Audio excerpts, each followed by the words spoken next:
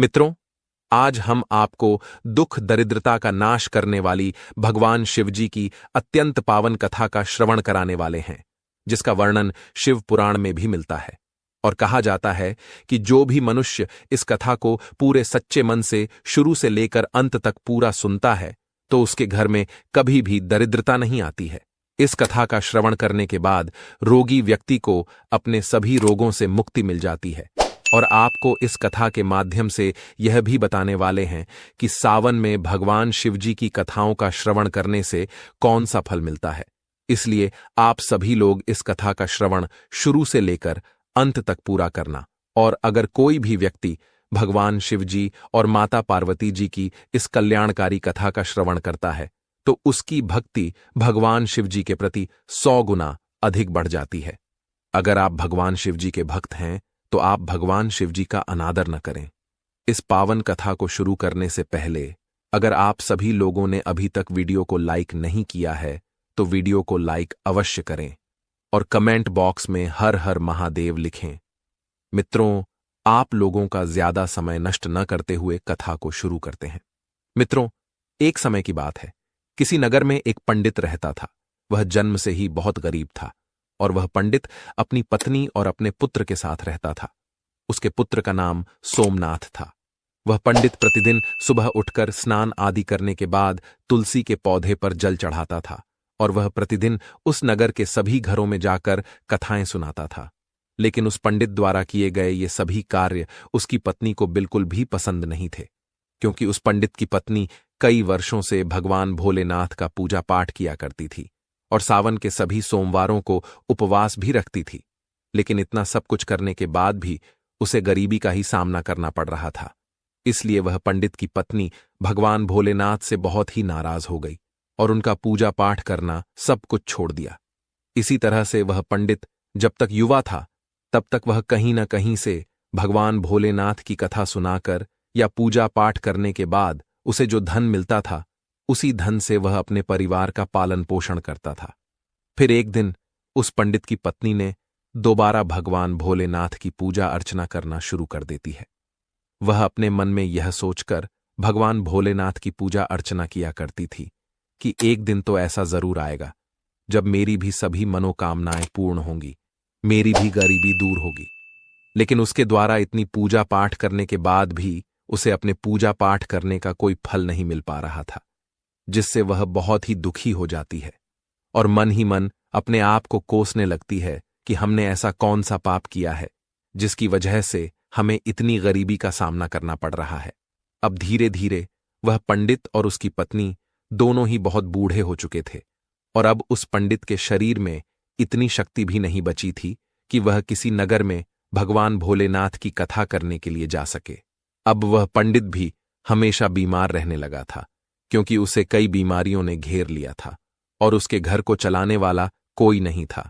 इसलिए वह पंडित भी चिंतित रहने लगा था। धीरे धीरे से उसके घर में कुछ नहीं बचा, उसे दाने दाने के लिए जूझना पड़ गया था। तब वह पंडित की पत्नी बहुत ही क्रोधित हो जाती है और एक बार फिर से क्रोध में आकर भगवान भोलेनाथ की पूजा अर्चना करना छोड़ देती है और अपने पति से भी भगवान भोलेनाथ की पूजा अर्चना करने से मना करने लगती है।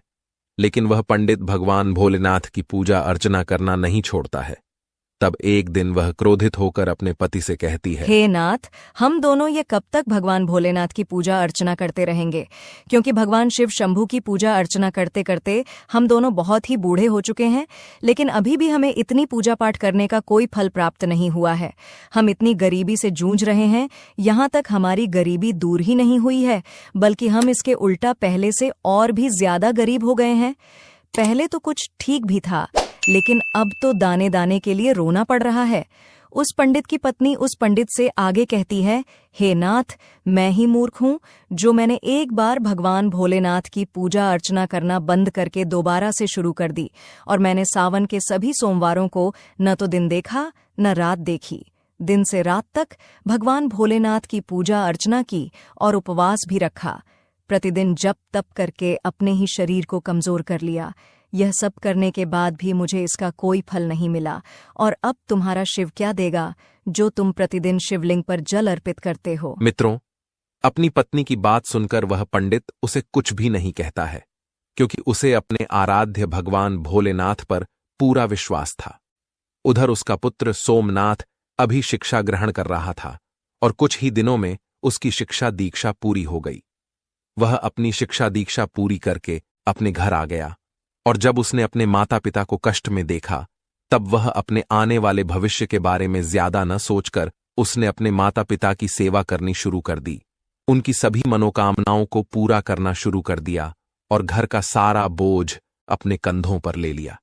वह अपने पिता की तरह नगर नगर जाकर भगवान भोलेनाथ की कथाओं को सुनाने लगा और कथा सुनाने पर मिली दक्षिणा से अपने परिवार का पालन पोषण करने लगा। ऐसे ही कई वर्ष गुजर जाते हैं, लेकिन एक दिन की बात है, सोमनाथ उस नगर के भगवान शिव के प्रसिद्ध मंदिर में पूजा अर्चना करने के बाद वहां पर उपस्थित शिव भक्तों को भगवान भोलेनाथ की पावन कथा का श्रवण कराते हुए कहता है कि जो भी भगवान भोलेनाथ की इस पावन कथा को सच्चे मन से श्रवण करता है, उनकी भगवान भोलेनाथ सभी मनोकामनाएं पूर्ण कर देते हैं। सोमनाथ की यह बात उस नगर का राजा उस मंदिर में आए हुआ था। वही इस बात को राजा सुन लेता है और उसे यह बात बहुत ही अच्छी लगती है। इसीलिए वह सोमनाथ के पास पहुंचकर उससे कहता है, मुझे तुम्हारी यह कथा बहुत ही अच्छी लगी, किंतु क्या तुम आज से प्रतिदिन राजकुमारी को भगवान भोलेनाथ की कथाओं को श्रवण कराओगे? क्योंकि मैं चाहता हूं कि मेरी पुत्री को अच्छा वर मिले और इसके लिए मैं तुमको प्रतिदिन दक्षिणा के रूप में ढेर सारा धन दूंगा। राजा की ऐसी बातों को सुनकर सोमनाथ बहुत ही प्रसन्न हो जाता है और राजकुमारी को प्रतिदिन कथाओं का श्रवण कराने के हामी भर देता है। फिर उसके बाद राजा ने सोमनाथ को अपने राजमहल में राजकुमारी को प्रतिदिन कथाओं का श्रवण कराने के नियुक्त कर लिया और अब सोमनाथ प्रतिदिन उस नगर के राजा की पुत्री को कथा सुनाने लगा और राजकुमारी को कथा का श्रवण कराने पर दक्षिणा के रूप में जो कुछ धन मिलता था, उसी धन से वह अपने परिवार का पालन पोषण करने लगा। किंतु सोमनाथ की माता को यह बात अच्छी नहीं लगती थी और वे इस पर प्रसन्न भी नहीं रहती थीं, क्योंकि उन्हें अपने पुत्र के आने वाले भविष्य की चिंता थी। इसीलिए वे प्रतिदिन इस बात को लेकर बहुत ही चिंतित रहती थीं। फिर एक दिन पंडित की पत्नी अपने पति से कहती है, हे नाथ, मुझे अपने पुत्र के भविष्य की चिंता हो रही है, क्योंकि हमारा जीवन तो किसी तरह से कट गया है, लेकिन मुझे हमारे पुत्र के आने वाले भविष्य की चिंता है। हमारे मरने के बाद उसका क्या होगा?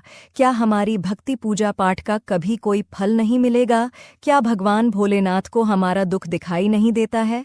हमारा पुत्र राजा के महल से दक्षिणा में जो भी धन लाता है, माना कि उस धन से हमारे पूरे परिवार का पालन पोषण हो जाता है, लेकिन बाकी की सभी मनोकामनाओं का क्या? वे कैसे पूरी होंगी? अब क्या हम सिर्फ अपना पेट भरने के लिए ही जिए? ईश्वर ने अपनी आंखें क्यों बंद कर रखी हैं? क्या हमारे पुत्र को हमारी तरह ही जीवन भर गरीब रहना पड़ेगा? मित्रों, जब माता पार्वती जी ने उस पंडित की पत्नी की करुण पुकार को सुनी, तब वे शीघ्र ही भगवान भोलेनाथ के पास जा पहुंची। तब भगवान भोलेनाथ जी ने पूछा कि हे देवी पार्वती, आज आप बहुत चिंतित लग रही हैं।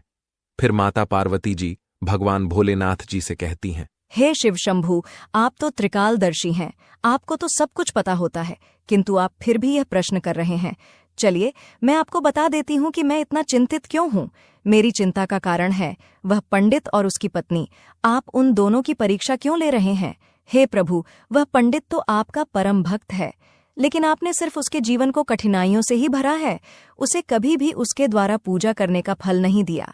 इसलिए मेरी आपसे विनती है कि अब आप उसके जीवन के सभी दुखों का नाश करें, अन्यथा कहीं ऐसा न हो कि वह पंडित और उसकी पत्नी आपका पूजा पाठ करना ही बंद कर दें और कहीं उसके मन में आपके प्रति श्रद्धा विश्वास समाप्त ना हो जाए। माता पार्वती जी की इन सभी बातों को सुनकर भगवान भोलेनाथ माता पार्वती जी से कहते हैं, हे देवी पार्वती, आप चिंतित मत होइए, क्योंकि हमने उस ब्राह्मण के भाग्य के उदय का बीज बो दिया है। अब हम दोनों को उस पंडित के घर जाने का समय आ गया है और पृथ्वी लोक पर जाकर हमें शिवलीला करनी है। इतना कहकर भगवान भोलेनाथ जी माता पार्वती जी के साथ पृथ्वीलोक की ओर चल देते हैं और पृथ्वीलोक पर पहुंचकर दोनों साधु का रूप धारण कर लेते हैं। साधु का रूप धारण करने के बाद उस पंडित के घर के समीप पहुंच जाते हैं और जोर जोर से आवाज लगाते हुए कहते हैं, अलख निरंजन, घर में कोई है। तब उनकी आवाज सुनकर वह बूढ़ा पंडित घर से बाहर निकलता है और उन्हें प्रणाम करते हुए कहता है, हे मुनिवर, आपका स्वागत है। बताइए, मैं आपकी किस तरह से मदद कर सकता हूं।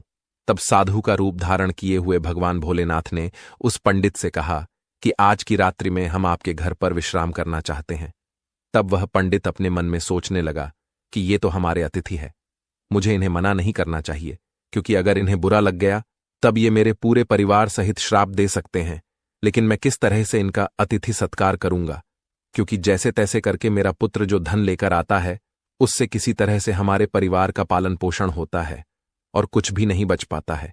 इसलिए मैं इनके भोजन का प्रबंध कैसे कर सकता हूं। अपने मन में इतना सोचकर उसने कहा कि हे मुनिवर, मेरा पुत्र इस नगर के राजा की पुत्री को कथा सुनाकर दक्षिणा में जो भी धन लाता है उसी से एक वक्त के लिए हम तीनों के भोजन की पूर्ति होती है। इसलिए मैं कुछ भी करके सिर्फ एक समय के लिए ही भोजन का प्रबंध कर सकता हूं।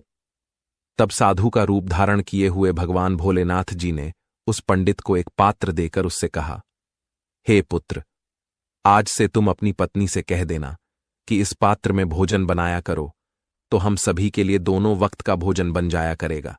फिर इस प्रकार से उस पात्र में भोजन बनाने से सभी के लिए दोनों वक्त के भोजन की पूर्ति हो जाती है। यह दृश्य देखकर तीनों बहुत ही आश्चर्य में पड़ गए थे और बहुत ज्यादा भयभीत भी हो गए थे। मित्रों, उसके अगले दिन सुबह उठकर सोमनाथ राजकुमारी को कथा सुनाने के लिए जा ही रहा था कि तभी अचानक से साधु का रूप धारण किए हुए भगवान भोलेनाथ जी ने सोमनाथ से पूछा कि हे पुत्र, तुम कहां जा रहे हो। तब सोमनाथ उनसे कहता है, हे मुनिवर, मैं तो अब इस नगर के राजा की पुत्री को कथा का श्रवण कराने के लिए जा रहा हूं। तब साधु का रूप धारण किए हुए भगवान भोलेनाथ जी ने सोमनाथ से कहा कि हे पुत्र, आज जब तुम राजकुमारी को कथा का श्रवण कराने के लिए जाओ तो तुम उससे पूछना कि वह अपनी किस मनोकामना की पूर्ति होने के लिए प्रतिदिन भगवान भोलेनाथ की कथा का श्रवण करती है। यह सुनकर सोमनाथ राजमहल में पहुंच जाता है और राजकुमारी को कथा का श्रवण कराने लगता है। राजकुमारी को कथा का श्रवण कराने के बाद सोमनाथ उसी प्रश्न को राजकुमारी से पूछता है कि तुम अपनी किस मनोकामना की पूर्ति होने के लिए प्रतिदिन कथा का श्रवण करती हो। तब राजकुमारी सोमनाथ से कहती है, मैं अपनी इस मनोकामना की पूर्ति होने के लिए प्रतिदिन भगवान भोलेनाथ की कथाओं का श्रवण करती हूँ, जिससे मुझे ऐसा कोई वर मिले जिसकी चर्चा पूरे नगर में सभी करें। उसके मस्तक पर चंद्र और सूरज हो और उसका भाग्य इतना अच्छा हो कि उसके घर में किसी भी चीज की कोई कमी न हो। वह ऐसी बारात लेकर आए जैसी अभी तक किसी ने देखी न हो। राजकुमारी की इन बातों को सुनकर सोमनाथ घर वापस लौट आता है और घर पर पहुंचकर साधु रूपी भगवान भोलेनाथ को सारी बातें बता देता है। तब भगवान भोलेनाथ सोमनाथ से कहते हैं, हे पुत्र, ठीक है, अब अगले दिन जब तुम राजकुमारी को कथा का श्रवण कराने के लिए जाना तब फिर से वही प्रश्न पूछना। अगर राजकुमारी तुम्हें फिर से कल वाली बातें बताए तब तुम उससे शीघ्र यह कह देना कि तुम्हें जैसा वर चाहिए वैसा सिर्फ मैं ही हूं। इतना कहकर वहां से भाग आना। तब सोमनाथ उस साधु रूपी भगवान भोलेनाथ जी से कहता है, हे मुनिवर, कहां मैं एक गरीब पंडित और कहां वह इस नगर के राजा की पुत्री। भला हमारा विवाह कैसे हो सकता है? और मेरा घर तो उसके द्वारा दी दक्षिणा पर चलता है। लेकिन जब यह बात राजा को पता चलेगी कि मैं उसकी पुत्री से विवाह करना चाहता हूं तो वह मुझे मेरे पूरे परिवार के साथ मृत्युदंड दे देगा। इसलिए आप मुझे क्षमा कर दीजिए, क्योंकि मैं ऐसा नहीं कर सकता हूं। सोमनाथ की बात सुनकर साधु रूपी भगवान भोलेनाथ जी ने सोमनाथ से कहा कि हे पुत्र, ठीक है, हम अभी तुम्हें तुम्हारे पूरे परिवार के साथ अपने अभिशाप से भस्म कर देते हैं। वैसे ही सोमनाथ पहले से ही उनके चमत्कार से बहुत भयभीत था। उनकी ऐसी बातों को सुनकर और ज्यादा भयभीत हो गया था और अपने मन में सोचने लगा कि मुझे और मेरे परिवार सहित राजा साहब तो बाद में मृत्युदंड देंगे, उससे पहले ये तो अभी ही अपने श्राप से भस्म कर देंगे। अपने मन में इतना सोचकर फिर उसने ऐसा करने का उन्हें विश्वास दिलाया और राजकुमारी को भगवान भोलेनाथ जी की कथा का श्रवण कराने के लिए राजमहल की तरफ निकल गया। राजमहल पहुंचकर वह राजकुमारी को भगवान भोलेनाथ जी की कथा का श्रवण कराने लगा। उसके बाद उसने राजकुमारी से फिर से पूछा कि आप अपनी किस मनोकामना की पूर्ति के लिए भगवान भोलेनाथ जी की कथा का श्रवण करती हो। तब राजकुमारी ने फिर वही जवाब दिया जो उसने पहले दिन दिया था। उसके बाद सोमनाथ ने राजकुमारी से कहा कि हे राजकुमारी, तुम्हें जैसा वर चाहिए वैसा वर मैं ही हूं। इतना कहकर सोमनाथ शीघ्र राजमहल से भागकर अपने घर आ गया। लेकिन सोमनाथ की ऐसी बातों को सुनकर राजकुमारी बहुत ही क्रोधित हो गई। फिर उसने अपनी एक दासी को बुलाकर उसे सब कुछ बता दिया और कहा कि मेरी यह पूरी बात पिताजी को बता देना। फिर जब यह बात राजा को पता चली तब वह भी सोमनाथ पर बहुत क्रोधित हो गया और उसने राजकुमारी को भरोसा दिलाया कि उस उदंड पंडित को इसके लिए अवश्य सजा मिलेगी। फिर राजा ने शीघ्र ही अपने मंत्रियों को दरबार में बुला लिया और उनसे विचार विमर्श करने लगा। तभी उसके महामंत्री ने उस राजा से कहा कि हे राजन, उसने अपराध तो फांसी दिए जाने वाला किया है, लेकिन वह तो एक पंडित है, क्योंकि अगर आप उसे फांसी दे देते हो तब आपको एक ब्रह्म हत्या का घोर पाप लगेगा। इसलिए हमें उसे कुछ अलग से दंडित करना चाहिए जिससे आपको ब्रह्म हत्या का घोर पाप भी न लगे। मित्रों, फिर राजा काफी देर तक विचार विमर्श किया और अपने कुछ सैनिकों को बुलाकर उनसे कहा कि उस पंडित के घर जाओ और उससे कह देना कि राजा साहब तुम्हारे साथ अपनी पुत्री का विवाह करने के लिए तैयार हैं, लेकिन उनकी कुछ शर्तें हैं जिन्हें अगर आप पूरा नहीं कर पाए तो तुम्हें और तुम्हारे पूरे परिवार के साथ मृत्युदंड दे देंगे। राजा साहब की पहली शर्त है कि सभी बारातियों के ठहरने के लिए कई सारे बारात घर बनाए जाएं। सभी बारात घर बारातियों से भरे होने चाहिए। कोई भी बारात घर खाली नहीं बचना चाहिए। दूसरी शर्त यह है कि बारातियों के अतिथि सत्कार में बनाया गया भोजन बचना नहीं चाहिए। तीसरी शर्त यह है कि ऐसी अद्भुत बारात होनी चाहिए जिसकी प्रशंसा इस नगर के सभी लोग करें, और अगर बारात के पहुंचने पर हमारी कोई भी शर्त अधूरी पाई जाती है तब बारात में आए हुए सभी बारातियों को भी मृत्युदंड दे दिया जाएगा। राजा का आदेश पाकर वे सैनिक सोमनाथ के घर की तरफ निकल जाते हैं। उधर सोमनाथ घर पहुंचकर साधु रूपी भगवान भोलेनाथ जी को सारी बात बता देता है कि आपके कहे अनुसार कहने पर राजकुमारी बहुत ही क्रोधित हो गई थी। अब शीघ्र ही फांसी का संदेश पहुंचने ही वाला है। इतने में राजा के वे सैनिक जोर जोर से दरवाजा खटखटाने लगते हैं। दरवाजा खटखटाने की आवाज सुनकर सोमनाथ के पिता दरवाजा खोलते हैं। तब वे सैनिक उसके पिता से कहते हैं, क्या तुम्हारा ही पुत्र राजकुमारी से विवाह करना चाहता है? चलो ठीक है, राजा साहब ने भी अपनी पुत्री से विवाह करने के लिए अनुमति दे दी है, लेकिन राजा साहब की कुछ शर्तें हैं जिन्हें पूरा करना ही पड़ेगा, नहीं तो तुम्हारे पूरे परिवार को मृत्युदंड दे दिया जाएगा। उन सैनिकों की बात सुनकर सोमनाथ के पिता बहुत ही भयभीत हो जाते हैं और उनसे कहते हैं, हे सैनिकों, हमें राजा साहब की किन शर्तों को पूरा करना पड़ेगा, उन शर्तों हमें बताने का कष्ट करें। तब राजा के वे सैनिक सोमनाथ के पिता से कहते हैं, हे ब्राह्मण, राजा साहब की पहली शर्त है कि सभी बारातियों के ठहरने के लिए कई सारे बारात घर बनाए जाए। सभी बारात घर बारातियों से भरे होने चाहिए। कोई भी बारात घर खाली नहीं बचना चाहिए। दूसरी शर्त यह है कि बारातियों के अतिथि सत्कार में बनाया गया भोजन बचना नहीं चाहिए। तीसरी शर्त यह है कि ऐसी अद्भुत बारात होनी चाहिए जिसकी प्रशंसा इस नगर के सभी लोग करें, और अगर बारात के पहुंचने पर हमारी कोई भी शर्त अधूरी पाई जाती है तब बारात में आए हुए सभी बारातियों को भी मृत्युदंड दे दिया जाएगा। राजा के सैनिकों की बात सुनकर सोमनाथ और उसके पिता बहुत ही भयभीत हो जाते हैं, यहां तक कि उनके हाथ पैर तक कांपने लगते हैं। तब साधु रूपी भगवान भोलेनाथ जी ने उनसे कहा कि तुम मत डरो, बल्कि अपना उत्तर देकर राजा के सैनिकों को विदा करो कि आप विवाह की तैयारी शुरू करें। हम बारात वाले दिन बारात लेकर पहुंच जाएंगे। फिर सोमनाथ ने अपना उत्तर उन सैनिकों को बताकर उन्हें विदा कर दिया और वह सैनिक राजमहल पहुंचकर राजा को सारी बातें सुना देते हैं। लेकिन जब राजा को सोमनाथ की तरफ से सकारात्मक उत्तर प्राप्त होता है तब वह बड़े ही आश्चर्य में पड़ जाता है और वह अपने मन में सोचने लगता है, आखिर वह गरीब पंडित किसके भरोसे पर इतनी दुर्लभ शर्त के बावजूद भी मेरी पुत्री से विवाह करने के लिए तैयार है? क्या मेरा कोई दुश्मन उसका साथ दे रहा है? इसी तरह के कई विचार उसके मन में उठते रहते थे। उसके बाद उसने उस नगर के कई घरों को बारात घर की तरफ सजवा दिया और कई सारे तंबू का प्रबंध भी कर दिया। राजा यह सोचकर कर रहा था कि कहां वह पंडित इतने अधिक बारातियों को ला पाएगा, और जब अधिक बाराती न आने पर वह मेरी शर्त हार जाएगा, फिर वह उसे पूरे परिवार सहित मृत्युदंड दे देगा। इधर सोमनाथ उस नगर में जिसे भी अपनी बारात में चलने के लिए कहता था, वह उसे यह कहकर मना कर देता था कि नहीं, मुझे इतनी जल्द नहीं मरना है। तुम्हारा तो अंतिम समय निकट आ गया है, इसलिए हम तुम्हारे साथ बारात में मरने के लिए क्यों जाए। उन सभी की ऐसी बातों को सुनकर सोमनाथ बहुत ही परेशान रहने लगा था, क्योंकि अभी तक उसके साथ बारात में चलने के लिए कोई भी व्यक्ति तैयार नहीं हुआ था। फिर विवाह का दिन भी आ गया, और विवाह वाले दिन सोमनाथ और भी ज्यादा चिंतित था। जब साधु रूपी भगवान भोलेनाथ जी ने सोमनाथ को बहुत परेशान देखा, तब वे सोमनाथ से बोले कि हे पुत्र, आज तो तुम्हारा विवाह है और आज के दिन भी तुम इतना परेशान हो रहे हो। बताओ, तुम किसी बात को लेकर इतना चिंतित हो रहे हो? तुम हमारे रहते हुए चिंतित मत हो, हम तुम्हारे साथ हैं। तब सोमनाथ ने भगवान भोलेनाथ जी से कहा कि हे मुनिवर, क्या फायदा आपको बताने का, मेरा तो भाग्य ही खराब है।